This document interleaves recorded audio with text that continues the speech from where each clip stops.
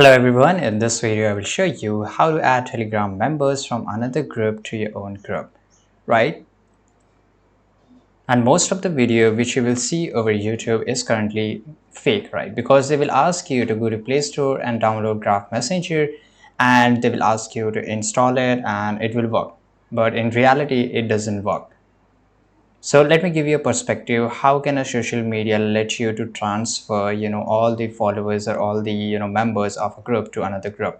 Just imagine that I can copy all the, followers of one YouTuber and I can transfer it to my YouTube channel.